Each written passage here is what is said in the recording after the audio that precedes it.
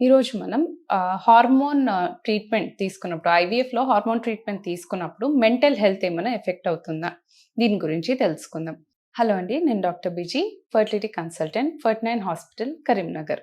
So, ఐవీఎఫ్‌లో ఇచ్చే hormones అనేది ఫ్లక్చుయేట్ అవుతూ ఉంటది. కొన్నిసార్లు హార్మోన్స్ ఎక్కువ ఇవ్వడం, తక్కువ ఇవ్వడం ఇదనేది జరుగుతుంది. సో, దీనివల్ల మెంటల్ ఇష్యూస్ ఏమైనా వస్తాయా? సో, నార్మల్లీ పీరియడ్ ఉన్నప్పుడు, లేకపోతే మెనోపాజ్ దగ్గరకొచ్చినప్పుడు ఎఫెక్ట్ అయ్యే మైల్డ్ మూడ్ ఫ్లక్చుయేషన్స్ కానీ, కోపం ఎక్కువ రావడము, ఎవరితో మాట్లాడాలనిపియకపోవడం, కాన్సంట్రేషన్ కొంచెం డిఫికల్ట్‌గా అవ్వాలనుకోవడం, డిఫికల్టీ ఇన్ కాన్సంట్రేషన్ ఇవన్నీ ఫేస్ అవుతూ ఉంటారు. కానీ ఇది స్టడీస్ ప్రకారం not only because of the hormones, even because of emotional stress ఇవి ఎక్కువవుతాయి అనేది నమ్మకం. సో, ఎమోషనల్ స్ట్రెస్ బికాస్ ఇప్పుడు ట్రీట్మెంట్ సక్సెస్ అవుతదా? లేదా? అనే ఒక భయం ఉంటుంది. అలాగే మనీ ఖర్చవుతుంది అనే ఒక టెన్షన్ ఉంటుంది. ఇంతకుముందు కొందరికి ఫెయిల్యూర్ అయి ఉంటుంది. సో, సక్సెస్ మళ్ళీ ఈసారి గూడా రాదా? అనే టెన్షన్ ఉంటుంది. లేదా ఫ్యామిలీ టెన్షన్స్ ఉండొచ్చు. సోషల్ టెన్షన్ ఉండొచ్చు. పక్కనోళ్ళు ఏమనుకుంటున్నారు? ఈ టెన్షన్స్ కూడా అందరికీ ఎక్కువవుతూ ఉంటుంది. సో, ఈ టెన్షన్స్ ఎక్కువుండడం వల్ల మూడ్ ఫ్లక్చుయేషన్స్ అనేది కొందరికి ఎక్కువ అనేది కనిపిస్తుంది. ఎక్కువ మూడ్ ఫ్లక్చుయేషన్స్ ఎవరిలో కనిపిస్తుంది? సో, ఎక్కువ మూడ్ ఫ్లక్చుయేషన్స్ ఎవరిలో కనిపిస్తుందంటే, ఇంతకు ముందు ఏమైనా సైకలాజికల్ డిజార్డర్స్ ఉన్నవాళ్ళు, లేకపోతే యాంగ్జైటీ, టెన్షన్స్ ఆల్రెడీ ఇంతకుముందు ఉండి మెడిసిన్స్ వాడిన వాళ్ళు, వీళ్ళలో ఎక్కువ కనిపియొచ్చు.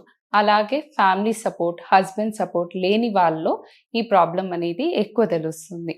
సో, ఇవన్నీ తగ్గియాలంటే ఏం చేయాలి? First and foremost family support ఉండాలి. హస్బెండ్‌తో మాట్లాడండి. Partner support very important. దీంతో పాటు యోగా చేయండి, మెడిటేషన్ చేయండి, బ్రీతింగ్ ఎక్సర్‌సైజెస్ చేయండి.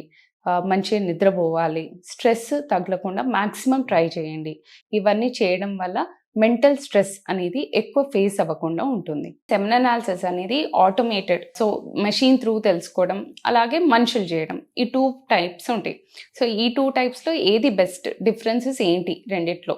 అదనేది డిస్కస్ చేద్దాం. సో, మెషిన్ త్రూ వచ్చేది ఏంటిదంటే ఫాస్ట్‌గా వస్తుంది. మనకు రిజల్ట్ అనేది తొందరగా వస్తుంది. ఎస్పెషల్లీ స్పెర్మ్ కౌంట్ ఎంతుంది? కదలికలు కరెక్ట్ ఉన్నాయా? లేదా?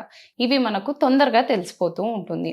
కాకపోతే కొన్ని ఏటిపికల్ ప్రాబ్లమ్స్ లేకపోతే మార్ఫాలజీ చాలా తక్కువ ఉండడం. మార్ఫాలజీ అంటే తల, తోక కరెక్ట్ ఉండకపోవడం, కొందరికి 2 తలలు వీర్యంలో కనిపియడము, స్పెర్మ్‌లో 2 తలలు ఉండడము, తోక కనిపియకపోవడం ఈ ప్రాబ్లమ్స్ అనేది కొందరికి కనిపిస్తుంది. సో, మార్ఫాలజీ అనేది డిటెక్ట్ చేయడానికి అది మనుషులు చేస్తే ఇంకా బెటర్. ఇంకొకటి ఏంటంటే మెషిన్ అనేది స్టాండర్డైజ్డ్ ఉంటుంది. సో, ఇద్దరు మనుషులు చేసే దాంట్లో తేడా వస్తుంది. ఒకరు చేసే కౌంట్ ఎక్కువ రావచ్చు, ఒకరు చేసే తక్కువ కావచ్చు. కానీ మెషిన్‌లో ఏంటంటే స్టాండర్డైజ్డ్ ఉంటది కాబట్టి కౌంట్ అనేది మారదు. So, according to the standards ఇది కౌంట్ అనేది వచ్చిందనుకోండి, మీరు మెషిన్‌లో పదే పదే పెట్టినా అదే వస్తూ ఉంటుంది. ఇంకొకటి మనకు మెషిన్‌లో లేబర్ అవసరం లేదు. సో, స్కిల్డ్ పర్సన్ ఉండడం అవి అవసరం లేదు. మెషిన్‌లో మనకు మామూలు బ్లడ్ టెస్ట్ ఎట్లా చెక్ చేస్తారో అలాగే ఏస్తే రిజల్ట్స్ వచ్చేస్తాయి. అండ్ ఈ results even hire calculations, so, sperm motility index గాని అట్లాంటి పెద్ద పెద్ద కాలిక్యులేషన్స్ కూడా తొందరగా వస్తూ ఉంటుంది. రెడీమేడ్ ఆన్సర్స్ ఉంటాయి అన్నట్టు. అదే మనుషులు చేశారనుకోండి టైం పడుతుంది. అన్నీ కరెక్ట్‌గా చూసుకోవాలి. కాలిక్యులేషన్స్‌లో ఏమైనా ఎర్రర్స్ ఉండొచ్చు. సో, కాంప్లెక్స్ కేసెస్ ఏమైనా ఉంటే ఎప్పుడైనా మనుషులు చేస్తే బెటర్. ఇన్ ఎ వే ఒకవేళ ఐవీఎఫ్‌కెళ్తున్నారు ఆర్ ఏమైనా కౌంట్, మార్ఫాలజీలో తేడా ఉంది అంటే రెండిట్లో ఒకసారి క్రాస్ చెక్ చేసుకోవడం బెటర్. Thank you.